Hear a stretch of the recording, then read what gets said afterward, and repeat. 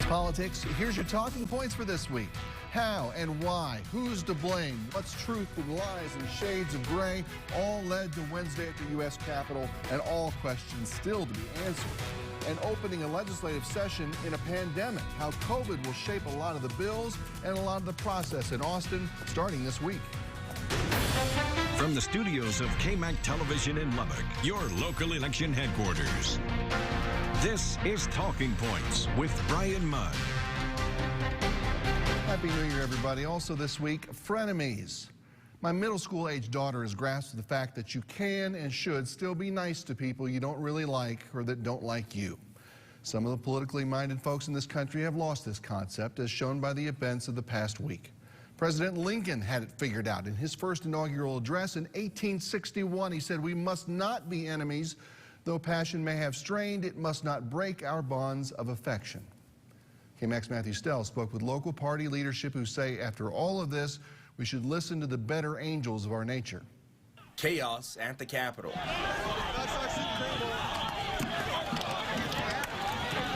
West Texas Congressman Jody Arrington among the group of legislators planning to object the Electoral College results Wednesday. While inside the Capitol, Arrington releasing this statement saying, quote, "Today's violence and lawlessness was completely unacceptable and undermined both peaceful protest and our efforts to voice legitimate objections to this election. Grateful for our law enforcement." Similar reaction from our local party leaders, both saying what took place was not American. I can't separate my position as chair and my personal feelings when it comes to something like this. I'm very angry. I'm very disgusted. An actual insurrection and a takeover for a dictator.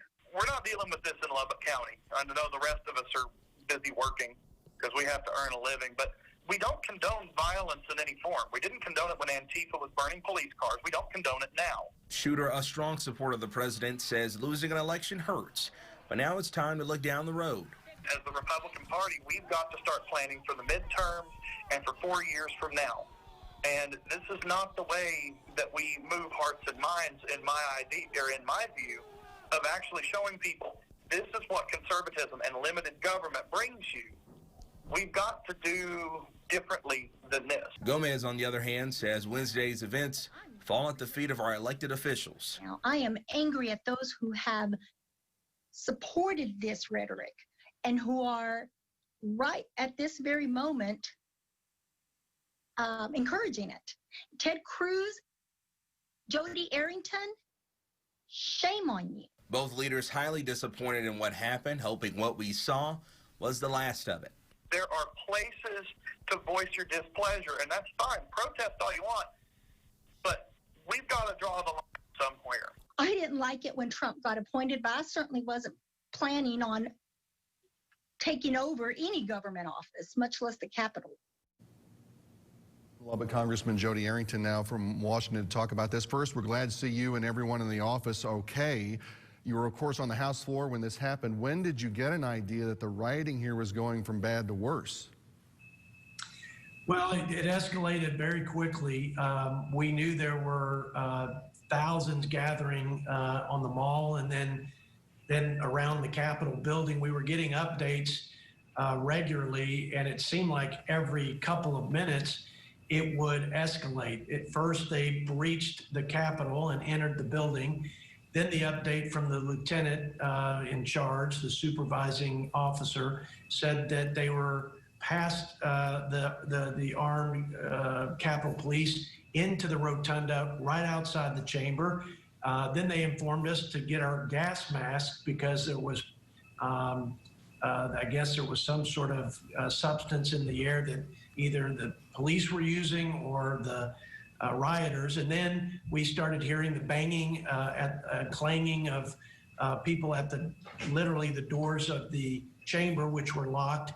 The armed police officers, Capitol Police, were way overwhelmed by the protesters.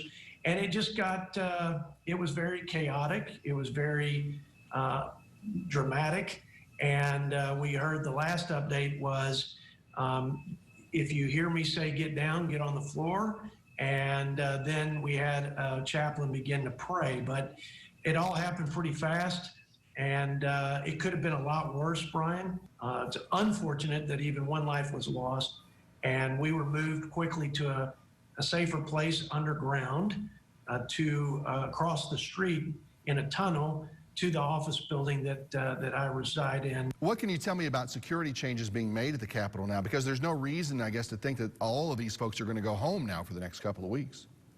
I think they've got it under control now. I think for me, looking back, and at the time, the most disconcerting thing was that there wasn't really the preparedness that would have been sufficient given the circumstances. I mean, we had the House and Senate in session, a very contentious issue of objecting to some of the votes in this sort of electoral count process.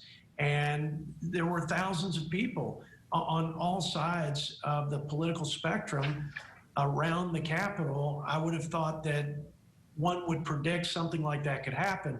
So I think there has to be accountability there too.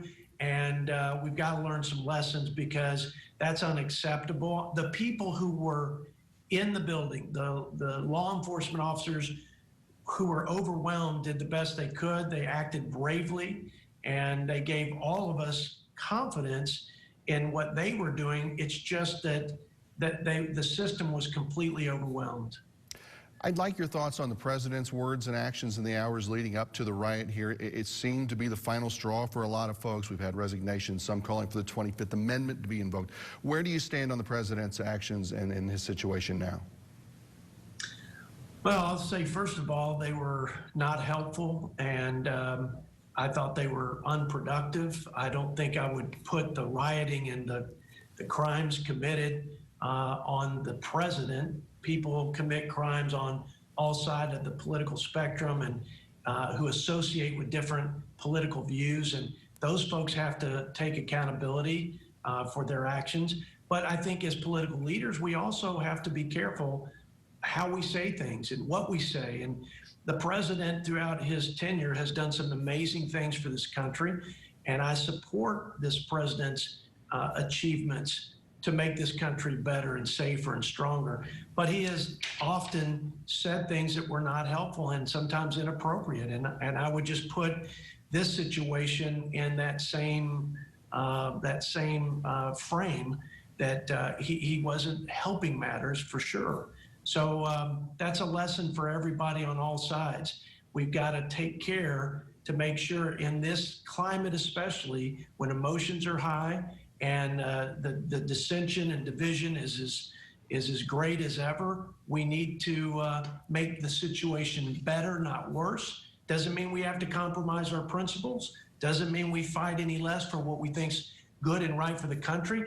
I continued to stay the course on my objecting to some of these states in the proceeding because my conscience and the principle of constitutionality was at stake.